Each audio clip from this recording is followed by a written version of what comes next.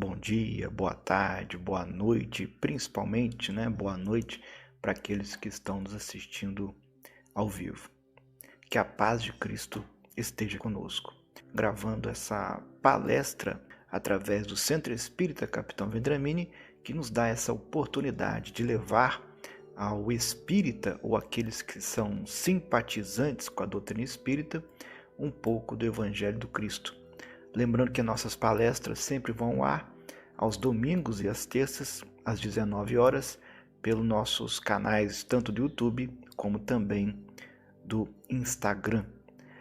Nós vamos agora nos preparar para o assunto dessa noite, elevando o nosso pensamento, os nossos sentimentos, através de uma prece. Deus Pai de infinito amor e misericórdia, que o Senhor possa nos permitir estarmos aqui reunidos em Teu nome, nessa noite bendita de estudos e ensinamentos, que ao lado dos nossos amigos espirituais possamos fazer esse estudo, esse entendimento e transformar tudo isso que nós aprendemos hoje em ações reais, que nos dignifiquem em sermos melhores criaturas, melhores cristãos. Com a sua bênção, que possamos dar início ao tema da noite. O tema dessa noite foi todo baseado em um livro que foi aprovado pela Federação Espírita Brasileira, que se chama Marie Curie, Coragem, Determinação, Persistência. Uma maravilhosa história de vida de uma mulher cientista conhecida como a mãe da radioatividade. Nesse livro, há também vários trechos de algumas palavras, É esse livro aqui, Então, há vários trechos ou palavras de Joana de Ângeles, André Luiz, Emmanuel, Leon Denis, Humberto de Campos, que são ícones dentro da doutrina espírita. E, é claro, também trechos ou palavras da própria Marie Curie. Na nossa conversa de hoje, vou também trazer vários trechos de um documentário que é considerado por mim, o melhor documentário fiel sobre a vida de Marie Curie.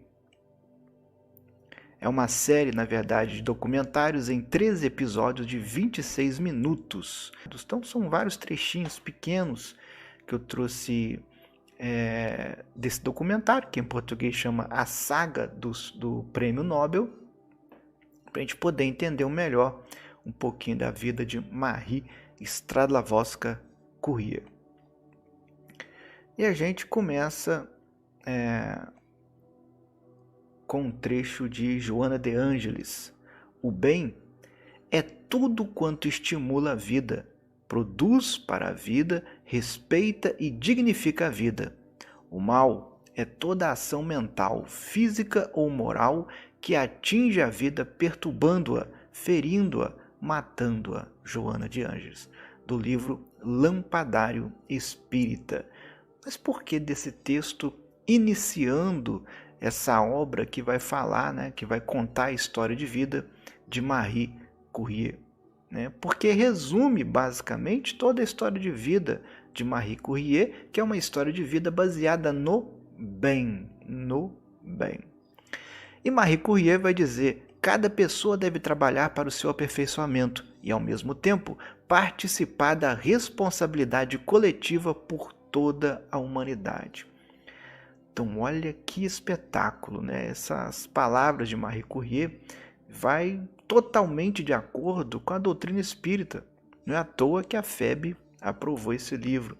Então, Marie Curie aqui basicamente está resumindo toda a nossa missão enquanto encarnados, aqui na Terra. E por que não dizer nossa missão quando nós também desencarnamos? Então, nós temos que trabalhar para o nosso aperfeiçoamento, trabalhar para a nossa evolução. E como nós fazemos isso individualmente, cada um faz para si, aí ela vai dizer, é participar da responsabilidade coletiva por toda a humanidade. Nós estamos ligados uns com os outros, todos nós somos irmãos em Cristo. Então eu tenho a responsabilidade em mim, mas também com o nosso próximo. aqui eu estou trazendo um pouco, né, para a gente poder conhecer a linha do tempo. Todas as pesquisas de Marie Curie, junto com seu marido Pierre Curie, foram um ponto-chave para a evolução dos modelos atômicos. Aqui é uma evolução de todos os modelos atômicos, que deu um grande passo com Ernest Rutherford, ele aqui, em 1911, que construiu um experimento baseado em radioatividade, para chegar às ideias sobre os átomos, né, que nós conhecemos hoje, e que logo depois essas ideias foram evoluindo e deram aí a ideia da ciência quântica, que cada vez mais tem aproximado da religião. Como eu acabei de falar de física quântica, eu resolvi, meio que tardiamente, inserir esse trechinho aqui de um livro que eu estou lendo agora, do livro Trilhas da Libertação, pelo espírito Manuel Filomeno de Miranda, através de Valdo Pereira Franco. Olha esse trechinho. Graças à física quântica, à biologia molecular, à psicobiofísica e outras modernas ciências que estudam o ser integral, vão tombando as muralhas do materialismo que cede lugar ao espiritualismo. Diante do universo desaparecem o observador e o observado, conforme a equívoca visão newtoniana, já que aquele que observa é observado por sua vez. Um não está lá e o outro cá. Todos fazem parte do mesmo conjunto, porquanto um somente passa a existir para o outro quando é percebido, por sua vez, também percebendo. Pouco a pouco, luz, entendimento novo da realidade e as concepções antigas de venerandas doutrinas espiritualistas de épocas recuadas são trazidas à atualidade, sendo aceitas sob modernas denominações, né? Porque a gente estava falando aqui do quanto a ciência quântica tem se aproximado de Deus, né? E esse trecho vem dizendo exatamente isso, colocando uma perspectiva da física que sempre trabalha com um referencial, né? E aqui a gente vê o referencial, a gente que está nesse plano sendo observado pelo plano espiritual. Muito interessante essa colocação. Marie ganha o seu primeiro prêmio Nobel. Mentira. Por que mentira? Na verdade, Marie, ela tinha um projeto e Pierre, aos poucos, né, depois a gente vai falar sobre isso aqui, foi se interessando por esse projeto, por esse experimento e pediu para que ele pudesse, né, ajudar e participar com Marie. Então, na verdade, a pesquisa é de Marie com a ajuda de Pierre, que ajudou muito, claro. Ou seja, esse prêmio Nobel deveria ser para Marie e Pierre. Só que a comunidade científica da época era muito preconceituosa, né? Lugar de mulher não era na ciência, lugar de mulher não era dentro de uma faculdade, né? Então, resistiram muito em dar esse prêmio a Marie e colocaram o Pierre como principal autor e Marie como ajudante de Pierre. Como eram as coisas naquela época, né? Mas em 1911 ela ganha seu primeiro prêmio Nobel, né? O segundo, na verdade, mas é o primeiro porque está no nome dela. Então, olha só que espetáculo! A primeira mulher no mundo a ganhar um prêmio Nobel, né? 2, na verdade. Então, em 1911, recebeu o Prêmio Nobel de Química em reconhecimento pelos seus serviços para o avanço da química, pela descoberta dos elementos rádio e polônio, o isolamento do rádio e o estudo da natureza dos compostos desse elemento.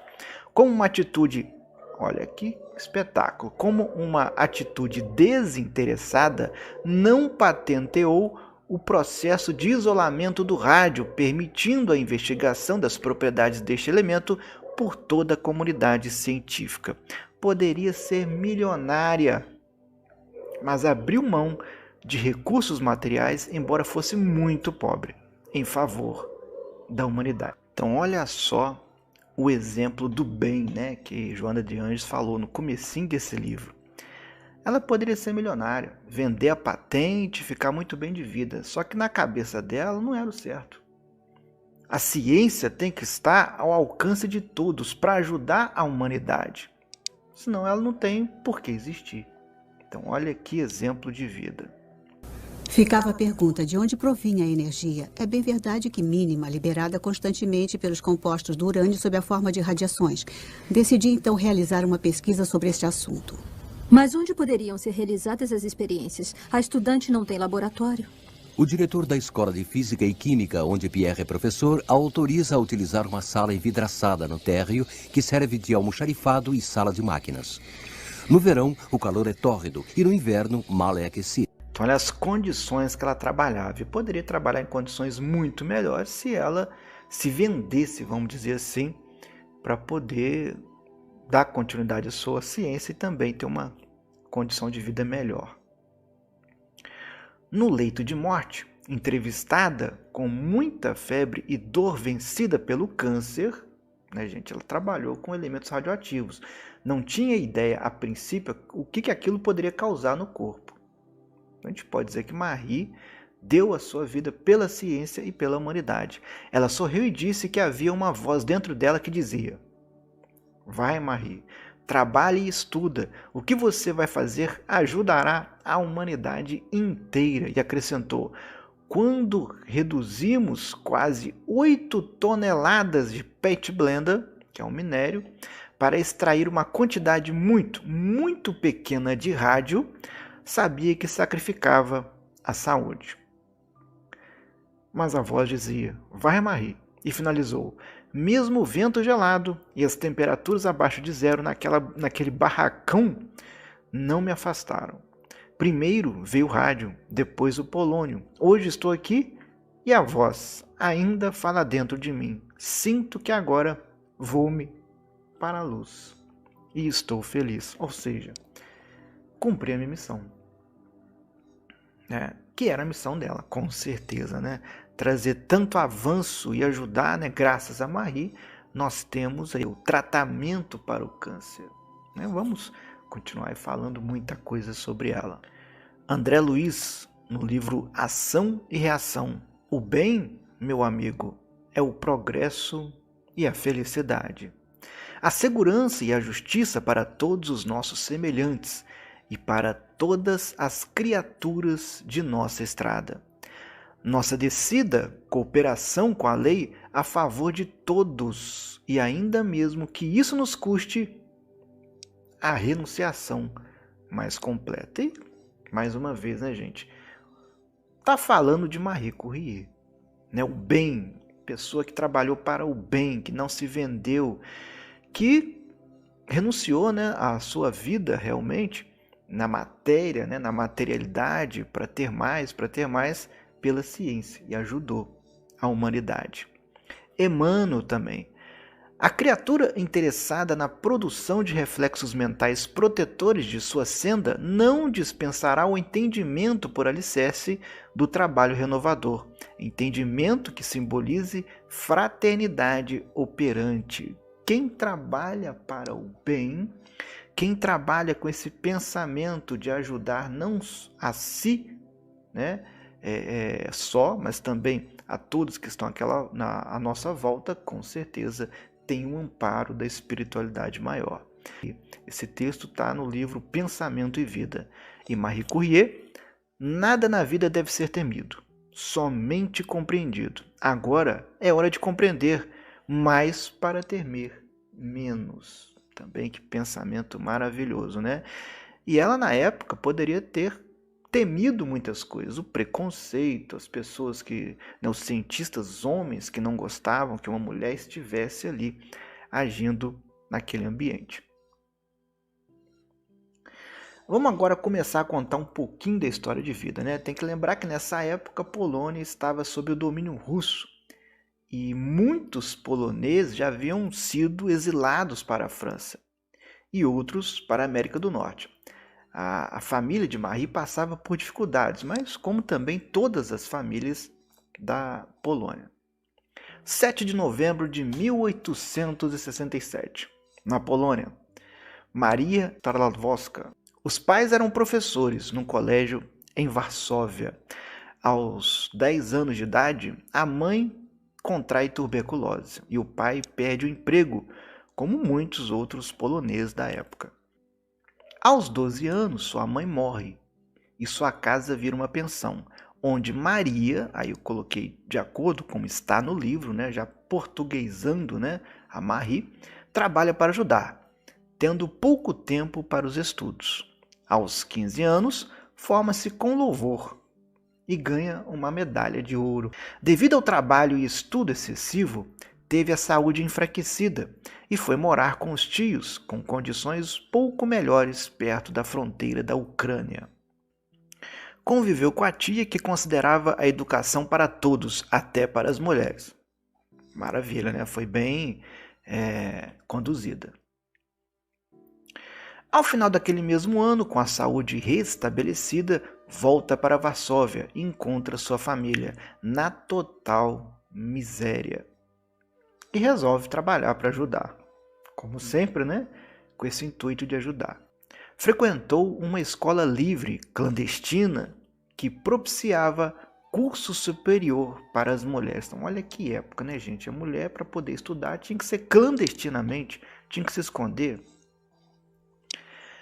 Se empregou como governanta em Varsóvia e pagou os estudos na faculdade para sua irmã Bronislaw, em Paris, que depois de se formar, faria o mesmo por Marie.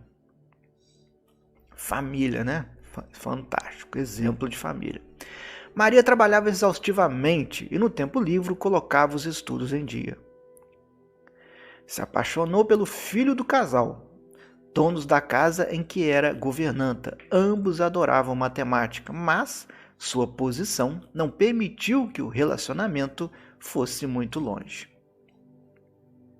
Continuava a trabalhar e estudar incessantemente, aguardando sua vez de ir para a faculdade. Os anos em que vivera como governanta e a decepção amorosa haviam-na amadurecido. E Marie vai dizer: mantenho a esperança que não hei de desaparecer completamente do nada. Ou seja, eu vim para cá, né, estou aqui encarnada com um propósito. Leon Denis, no livro Depois da Morte: o trabalho é uma lei para as humanidades planetárias. É a honra, é a dignidade do ser humano. É também um grande consolador e um preservativo salutar contra as nossas aflições, contra as nossas tristezas. Acalma as angústias do nosso espírito e fecunda a nossa inteligência. É a comunhão dos seres. Então, olha só que definição espetacular de Leon Denis. Trabalhar é muito importante. Nós temos que trabalhar não só para nos sustentar fisicamente, materialmente, como também dos nossos familiares, mas é algo que nos mantém ainda, como somos seres errantes, né? Ainda aprendendo, ainda não somos puros, então nos mantém no foco, né? Nos faz com que a gente não fique desviando o pensamento. Aquele que tem muito tempo ocioso acaba se perdendo nos próprios pensamentos e muitas das vezes esses pensamentos não são agradáveis. E Marie Curie vai dizer: eu nunca vejo o que foi feito, eu somente vejo o que ainda falta para ser feito. É uma prova também de humildade, né? Ela não fica olhando aquilo que ela já fez, o que as pessoas estão dizendo, que ela está sempre olhando para frente, o que falta, o que é necessário ainda ser feito. Na época, o termo estudante, uma anotação que eu fiz aqui, para uma mulher tinha conotação dúbia, como modelo, atriz ou cantora da época. Gente, olha que maneira tão retrógrada de pensar na época, né? 1891. Mulher que estudava era a mesma coisa de modelo, atriz ou cantora, que era algo assim muito pior, né, do que parece. Então, em 1891, aos 24 anos, foi morar em Paris com a irmã Brunilda, né, se a gente for portuguesar, e o cunhado, e lá se matriculou na Faculdade de Ciências de Sorbonne. Dentre 1.800 alunos, só 23 eram mulheres. Então agora aquele acordo que ela fez com a irmã, né, ela trabalhou para que a irmã pudesse se formar, agora a irmã vai, né, ajudar ela, dando casa, moradia, né, ajudando ela também a se formar. Acostumada a ser independente, rapidamente arrumou um emprego e saiu da casa da sua irmã. E foi morar num quartinho que alugara, e com seus ínfimos recursos sobrevivia quase por um milagre, por não ter como se alimentar adequadamente. Era comum desmaiar de fraqueza. Então olha que integridade, né? Ela combinou com a irmã, da irmã pagar os seus estudos, a irmã ajudar ela. E mesmo assim, né? Se eu tenho condição de me sustentar, eu vou fazer isso. Então ela saiu da casa da irmã e tentou, aos trancos e barrancos, se sustentar sozinha. Estudava dia e noite, dava aulas particulares. Através de grandes esforços, conseguiu na Sorbonne seu grau de doutor em ciências. Em 1893, Marie iniciou uma pesquisa sobre as propriedades magnéticas do aço. E aqui ela já começa a ter um certo nome dentro da ciência, as pessoas já começam a conhecer, né, quem era Marie, quais eram as suas pesquisas. Emmanuel, no livro O Consolador. Na atualidade, no orbe, toda a iluminação do homem mais há de nascer, antes de tudo, do sentimento. O sábio desesperado do mundo deve volver-se para Deus como a criança humilde, para cuidar dos legítimos valores do coração, porque apenas pela reeducação sentimental nos bastidores do esforço próprio se poderá esperar a desejada reforma das criaturas.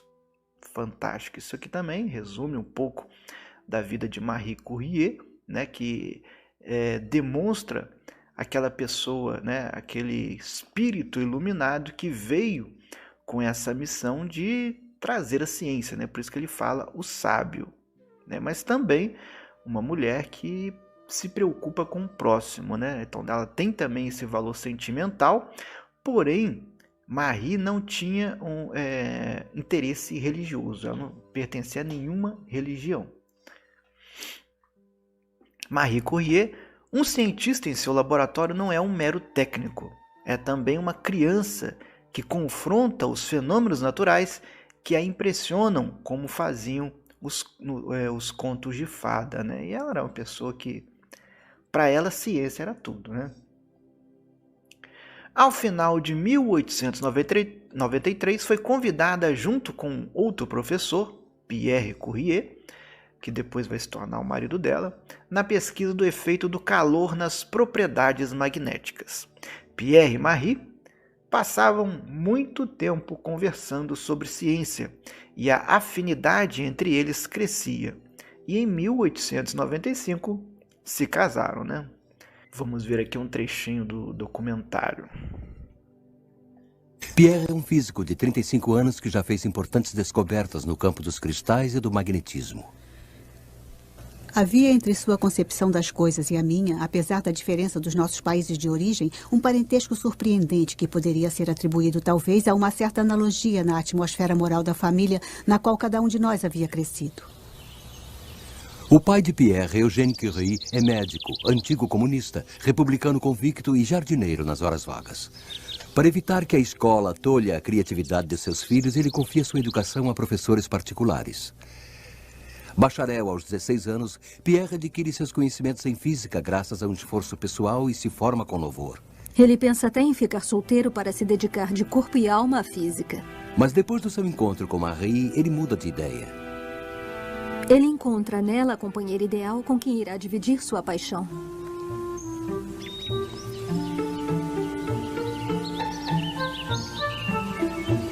Juntos dão longos passeios no campo, mas quando ele a pede em casamento, Marie hesita. Casar iria obrigá-la a renunciar à sua família e à luta contra a opressão na Polônia, mas Pierre saberá convencê-la.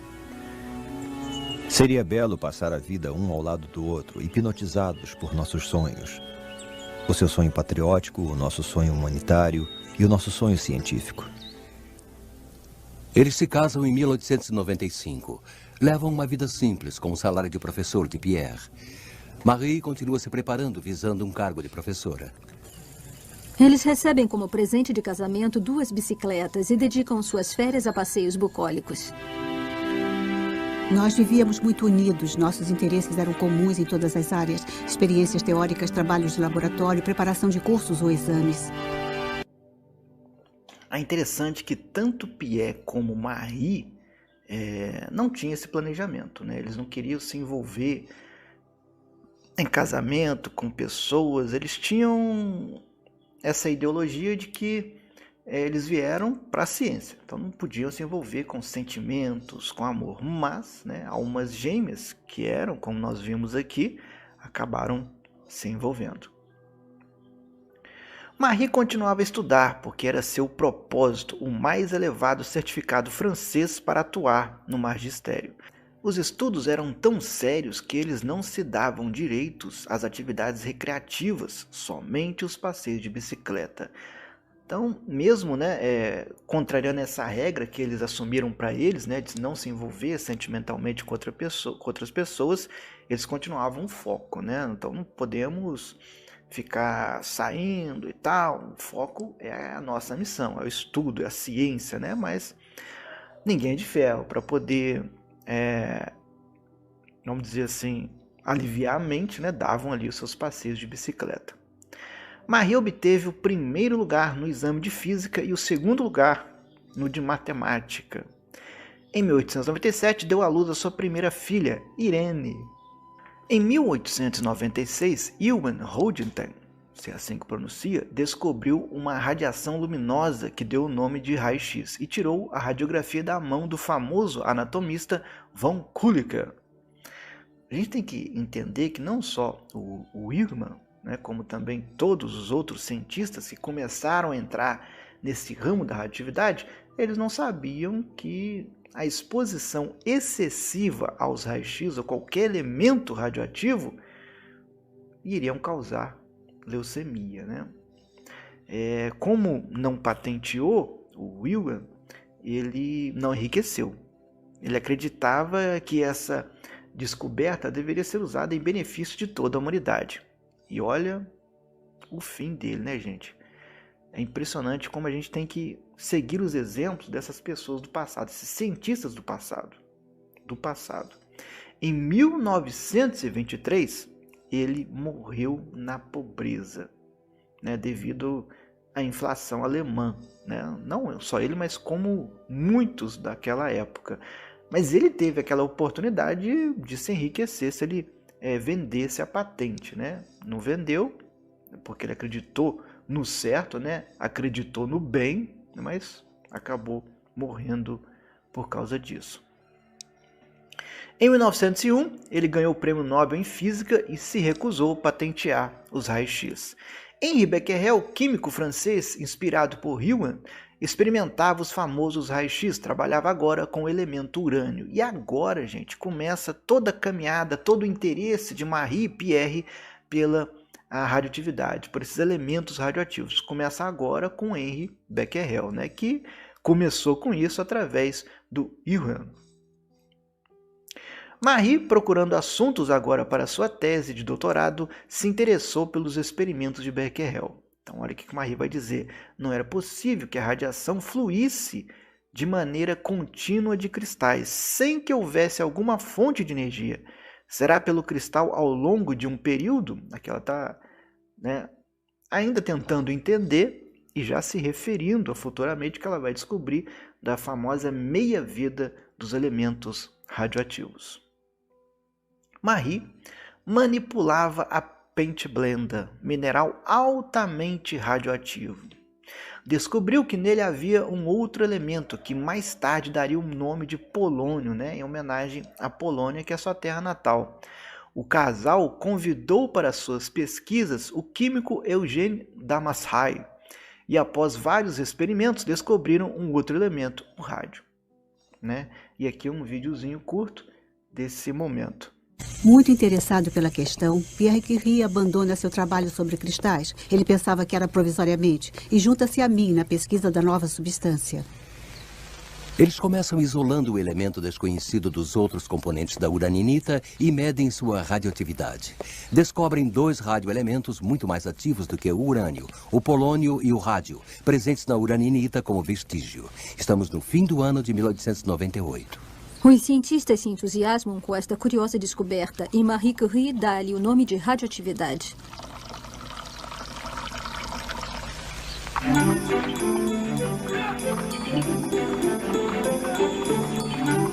Mas ela ainda precisa conseguir extrair rádio puro para convencer os químicos de que se trata realmente de um novo elemento.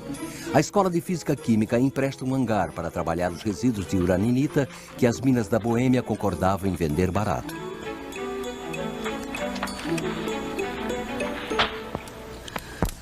Um barraco de madeira, de chão coberto de betume e teto de vidro que mal protege da chuva.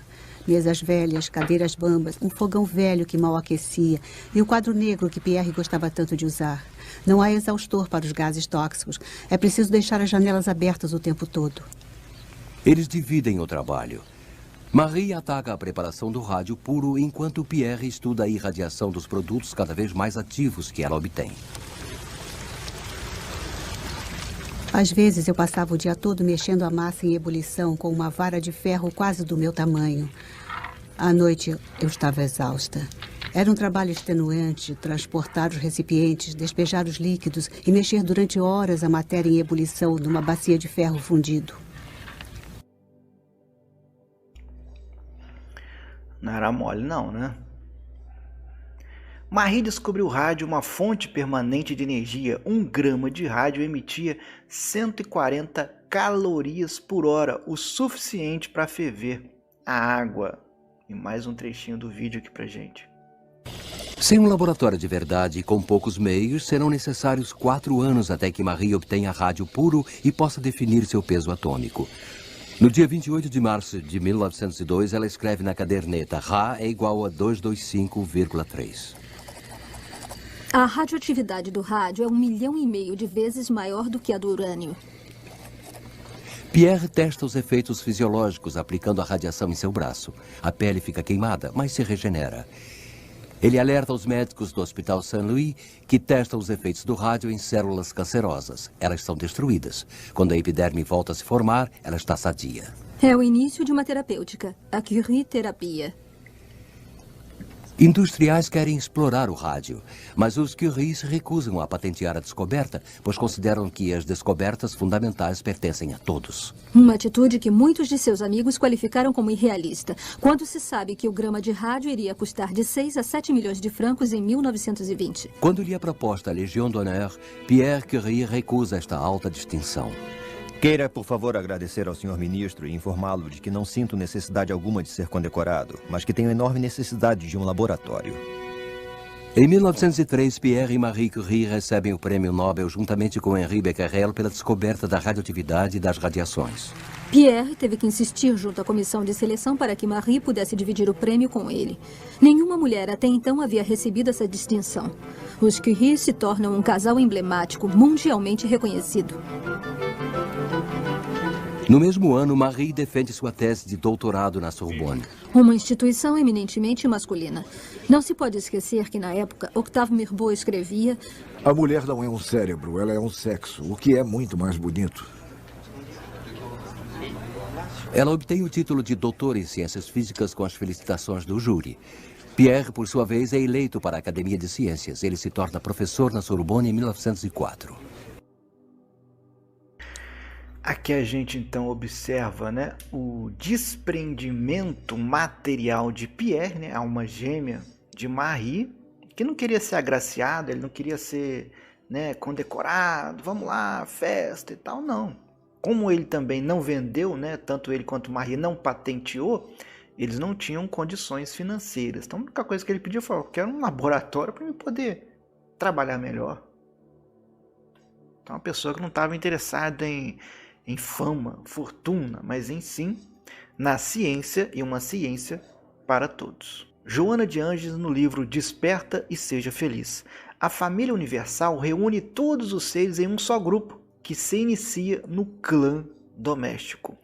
Nele se desenvolve a vida social, facultando o crescimento intelectual e moral que leva à conquista da sabedoria. É claro aqui esse trecho referindo a toda a família de Marie Stadlavoska-Curie, que desde cedo vem naquela família extremamente pobre, né? Mas que, em comum acordo com a sua irmã, ela resolve trabalhar para ajudar a irmã a ter uma formação acadêmica, e depois a irmã faz a mesma coisa por Marie, e Marie encontra Pierre, tudo aqui dentro do que Joana está dizendo para a gente. E Marie com aquela comunhão de pensamento, de sentimento, e mais tarde a gente vai ver que Irene, a primeira filha de Marie, se torna companheira fiel para ela, que também vai se dedicar às ciências, e as duas se interagem muito bem. Família, como Joana de Ângeles vem dizendo. E Marie Curie, acredite no que lhe digo, a solidariedade da família é, afinal, a única coisa boa que existe. Fui privada disso, então eu sei, né? Ela foi privada por quê? Porque a mãe morreu muito cedo. O pai, né, para poder sustentar a família, também acabou mandando Marie para morar com as tias, outros familiares tinham mais condição. Então, de uma certa forma, ela foi privada da presença dos pais. É isso que ela está querendo dizer. E vamos aqui a mais um trechinho do documentário. O rádio libera uma claridade radiante, estranha, mágica. Às vezes, quando a noite chega, os Curie voltam ao laboratório para contemplar seus preciosos produtos. Esta claridade que parecia suspensa na escuridão era para nós uma causa sempre maior de nova emoção e de encantamento. Mas eles não sabem que essas substâncias são também a causa de seu enorme cansaço. Pierre começa a sentir dores nas pernas. Marie tem as extremidades dos dedos queimadas, está pálida e sofre de anemia. Então, olha só, né? A Marie diz, né, segundo a literatura, que ela andava com um frasquinho de rádio, né? Gostava de visualizar aquela luminescência, né, devido à radiação. Mas eles aos poucos, né, foram se contaminando. Marie, como ele falou, ela tinha as pontas dos dedos necrosadas de tanto mexer com a pente blender para poder extrair o rádio. Você podia cortar a ponta que não sentia nada. Em 1903, Pierre e Becquerel e Marie receberam o Prêmio Nobel de Física. Pierre não compareceu porque não podia faltar ao trabalho. E Marie se adoentara. Presta atenção, Pierre não foi receber o Prêmio Nobel. Por quê? O que significa esse prêmio? Então, na cabeça dele, trabalho era tudo. Vou ficar lá para todo mundo ficar batendo palma, me cumprimentando, né? Não, né? A comunhão de pensamento aí dos dois. 1905, Marie deu à luz a sua segunda filha, Yves. E Yves não vai adentrar na ciência, ela vira uma pianista. 1906, um rico industrial, Armette de Islis, se é assim que pronuncia, resolveu construir uma fábrica para a produção de rádio. Marie lhe ajudou e negou receber pela consultoria. Ao desprendimento. Marie e Pierre sentiu os efeitos da radiação no seu corpo. E agora vamos ver mais uma partezinha aqui do documentário. Nesse mesmo ano, nasce sua segunda filha, chamada Eva. Ao contrário da sua irmã Irene, ela não se apaixonará pelas ciências. Será pianista e escritora. Nessa época, a radioatividade começa a minar a energia vital dos Curie. Alguns de seus colaboradores já sofrem de leucemia. Mas Pierre e Marie ainda hesitam em admitir os perigos do rádio. Em maio de 1906, Pierre Curie escorrega na calçada molhada e morre sob as rodas de um carro pesado puxado por cavalos. Marie está com 38 anos e o choque é brutal. Quantas vezes você mesmo me disse que se não me tivesse mais, seria um corpo sem alma. E eu, onde encontrarei uma alma se a minha partiu com você? Marie usa um vestido de algodão preto. Ela abandona durante um tempo sua roupa de trabalho.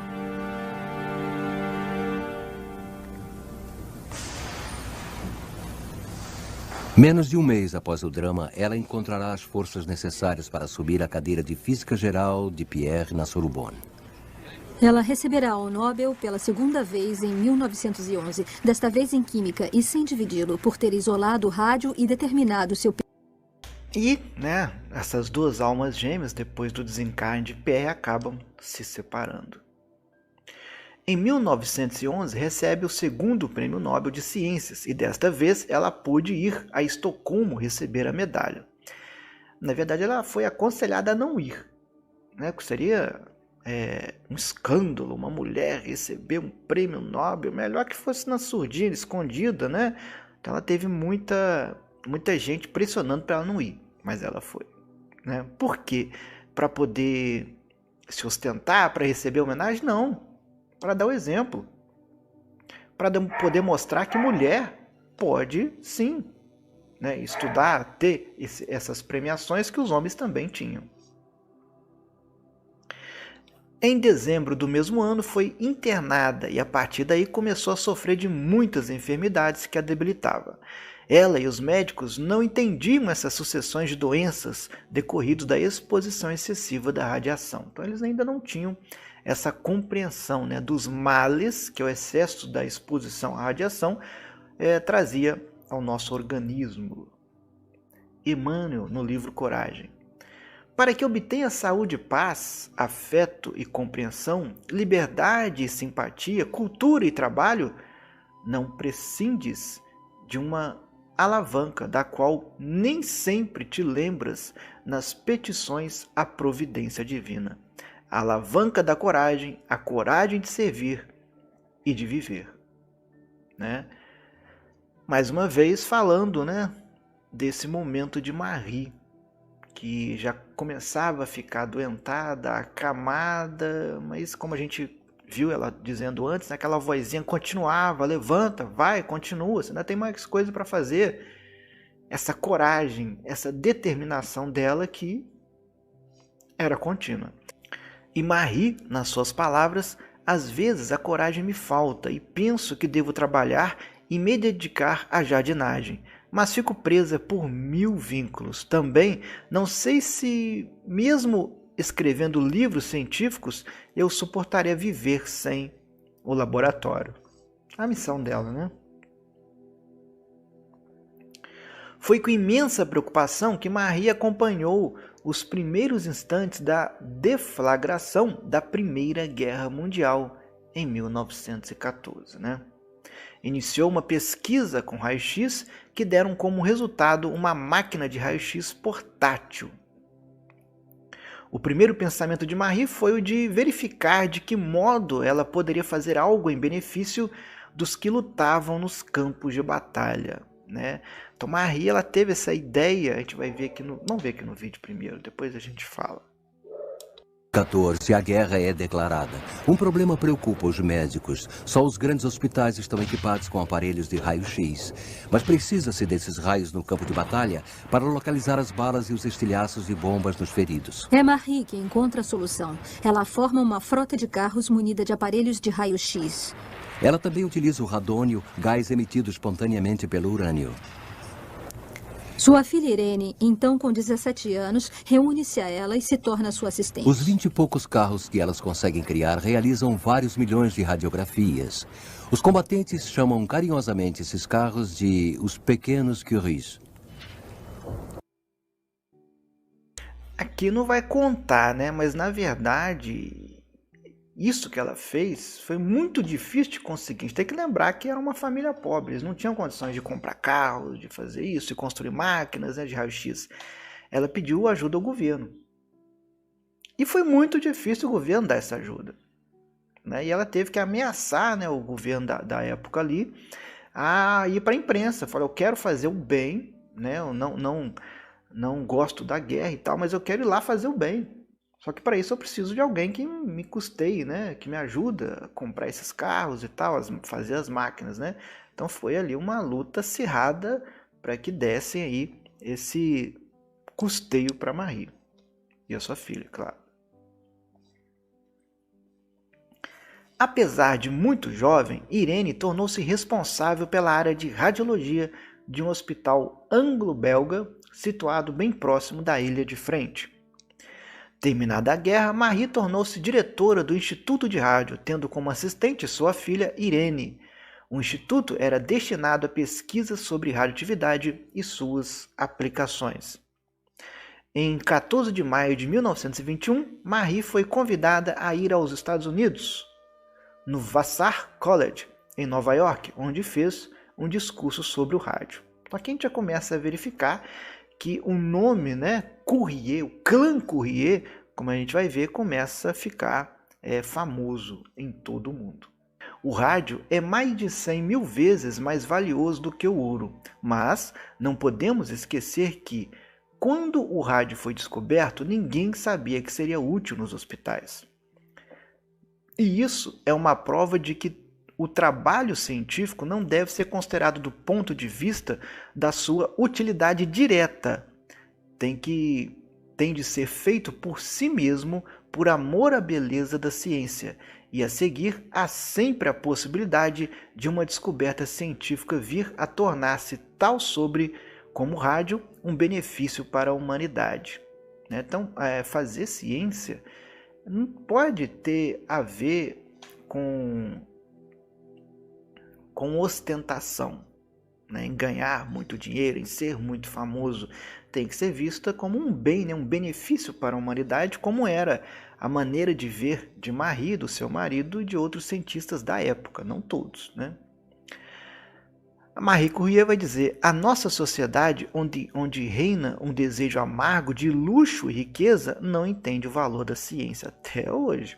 A nossa sociedade não percebe que a ciência faz parte de seu patrimônio moral mais precioso. Continua a haver um vasto campo de experimentação e eu espero que possamos fazer grandes progressos nos próximos anos. É meu desejo sincero que alguns de vós prossigais este trabalho científico, sem nunca abandonardes a determinação de dar um contributo permanente para a ciência. Coitada, mal ela sabia que, tempo depois, iam usar a radioatividade como bomba atômica em Hiroshima e Nagasaki. Tudo o oposto, tudo o contrário que Marie está falando aqui para gente. Marie transformou o Instituto de Rádio em uma escola internacional de radioatividade, abrindo espaço igualitário às mulheres no estudo das ciências. Então ela abre espaço às mulheres que antes não tinham esse espaço. Com 65 anos, Marie se encontrava ainda em boa forma, não apresentando sinais decorrentes da idade, nem do ataque crescente da doença provinda da radioatividade e que estava sempre exposta. Ela sempre estava exposta aos elementos radioativos. Na verdade, a determinação, a coragem, a persistência dela fazia com que o corpo dela reagisse e ela tivesse mais condições físicas para estar ali, sempre persistindo. As virtudes do rádio para curar tumores malignos induziram Marie Curie e o Dr. Claudius Regaud a criação de uma instituição beneficente para o tratamento dos doentes de câncer. Olha só, Humberto de Campos, no livro Palavras do Infinito, a fé, por enquanto, continuará como patrimônio dos corações que foram tocados pela graça do sofrimento. Tesouro da imortalidade seria o ideal da felicidade humana se todos os homens a conquistassem, mesmo nos desertos mais tristes da terra. Então olha o que Humberto de Campos está trazendo para a gente tão bonito, Infelizmente, até os dias atuais, a gente só encontra, ou só procura, ou só começa a ter o entendimento depois que a gente passa por um sofrimento. Então se a gente não aprende através do amor, que seria o ideal, a gente acaba aprendendo através da dor. Marie Curie: a vida não é fácil para nenhum de nós, mas e daí? Nós devemos ter perseverança e, sobretudo, a confiança em nós. Devemos acreditar que nós seremos agraciados por algo, que esta coisa deve ser alcançada. Que fantástico, falando da sua missão, né? De tudo aquilo que ela passou, pessoas dizendo que ela não poderia fazer aquilo porque ela era uma mulher, né? Muitos problemas na época, porque como ela não patenteou, ela permitiu as pessoas, né, a usarem o rádio. E muitas pessoas usaram da maneira errada, muitas pessoas adoeceram por causa do uso, né, excessivo, o estar ali com esse rádio presente. E muitas pessoas culparam ela, mas ela não tinha culpa. Essas pessoas usaram da maneira errada, então passou por muitos mal bocados, né? Muito mal compreendido por algumas pessoas. 15 de julho de 1926, Marie e Irene foram convidadas a conhecer o Instituto do Rádio no Brasil, em Belo Horizonte. Olha que espetáculo! Teve aqui no Brasil. Marie passou 45 dias no Brasil, realizando uma série de conferências transmitidas pela Rádio Sociedade do Rio de Janeiro. Marie visitou as águas de Lindóia, informando aos presentes que aquelas águas eram realmente radioativas. E Marie Curie recebia de todos os países não apenas o reconhecimento às descobertas que fizera, mas também ao seu valor moral, como uma mulher que vencera todos os preconceitos para se erguer como uma benfeitora da humanidade, né? Porém, a gente tem que lembrar que ela recebia essas homenagens sem demonstração de superioridade, mas com muita simplicidade, com muita humildade, repetindo sempre essa mesma frase que é de Marie: eu nunca vejo o que já foi feito, eu somente vejo o que ainda falta para ser feito. É uma frase que demonstra a humildade que ela tinha. Irene e seu marido Frederic Joliot, então Irene casou com Frederic Joliot, que a princípio Marie não gostou muito disso não, né? Ela tinha aquela ideia ainda que ela tinha que se dedicar à ciência, tinha muita coisa ainda para fazer, para deixar para se envolver com uma pessoa mais tarde, quando já tiver sua carreira, mas desde cedo eles se envolveram. Era um bonito casal, trabalhavam em parceria com Marie e Pierre. E em 1934, desde a época que Pierre estava vivo, né? No dia 5 de janeiro, descobriram o primeiro elemento artificial radioativo. Mais tarde, Frederic lembrou. Então, palavra de Frederic. Joliot.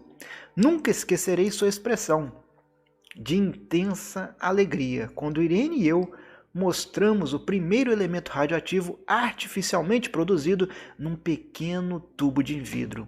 Ainda posso vê-la pegando aquele pequeno tubo de radioelemento com seus dedos danificados pelo rádio. Aqueles dedos ainda, né? Essa foi, sem dúvida, a última grande satisfação que ela teve em sua vida. Frederic Joliot está falando de quem? De Marie. Ele está falando satisfação de Marie ver a filha ali, né? Com aquele marido que ela a princípio não queria que houvesse ali um casamento. Mas a felicidade dela ver o que ela, né, provocou, que são essas ideias sobre a radioatividade. Inclusive, não falei ainda, mas a palavra radioatividade, quem inventou foi a própria Marie. Pequeno trecho do documentário. Quando recebe a notícia, Marie corre para o laboratório. Segura o radioelemento artificial com seus dedos queimados em frente ao contador Geiger.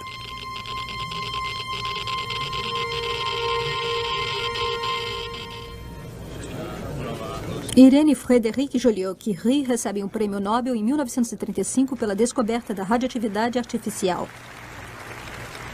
Hoje são produzidos artificialmente mais de 2.500 elementos radioativos, entre os quais o cobalto, que é utilizado na terapia do câncer. Infelizmente, Marie não assistirá à consagração de sua filha Irene. Ela morre em 1934 de leucemia provocada por uma exposição muito grande às radiações e aos raios-x. Estava com 67 anos. Não teve nem padre nem oração no seu enterro em Sceaux. Seu caixão foi colocado sobre o de Pierre. Sua família, que viera de Varsóvia, jogou sobre seu caixão um punhado de terra da Polônia.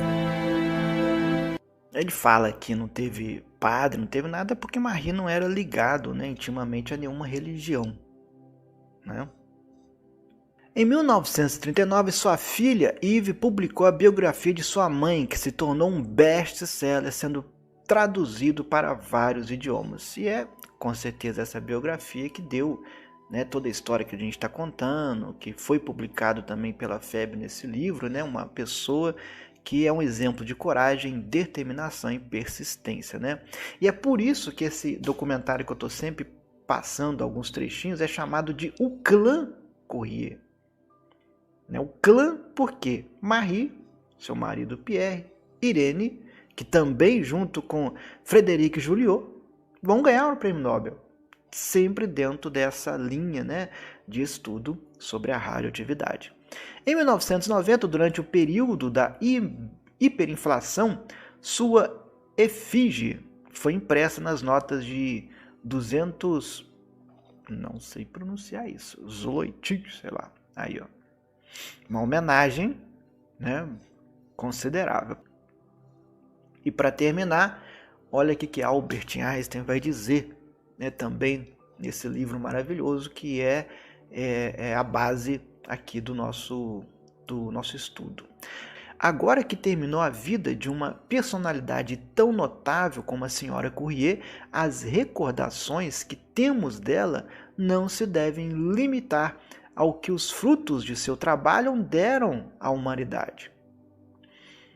Os valores morais de sua personalidade excepcional têm, provavelmente, um significado mais profundo para as gerações vindouras e para o curso da história que os meros fatos ou feitos intelectuais. Então a gente não deve ficar preso só à ciência, né, que a Marie trouxe, que foi muito importante. Graças a isso a gente tem muita coisa aí que Marie trouxe sobre radioatividade.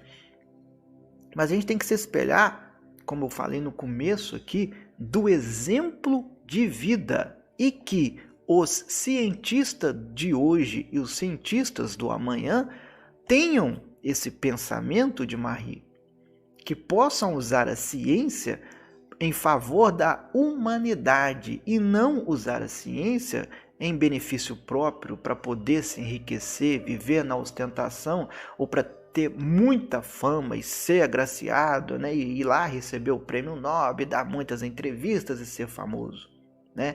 Que essa atitude, que esses exemplos de vida de Marie Curie possam inspirar esses cientistas do hoje e do futuro e nos inspirar também a nós, né, a qualquer pessoa do nosso planeta, para que a gente possa ter tanta coragem, tanta determinação, tanta persistência que eu coloquei em azul, que foi o que mais ela teve, enquanto nós estivermos encarnados aqui, que a gente possa persistir na nossa missão, que é ser uma boa criatura, que é evoluir, mas evoluir em conjunto com a humanidade, que todos nós somos filhos do mesmo Deus. Todos nós somos irmãos em Cristo.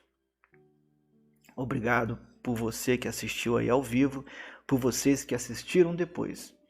O Centro Espírita Capitão Vendramini agradece a sua visualização, agradece a esses momentos que o Centro Espírita nos dá de levar o Evangelho do Cristo a todos, né? Aqueles que são espíritas ou aqueles que não são espíritas, mas que são que têm uma afinidade com o Espiritismo.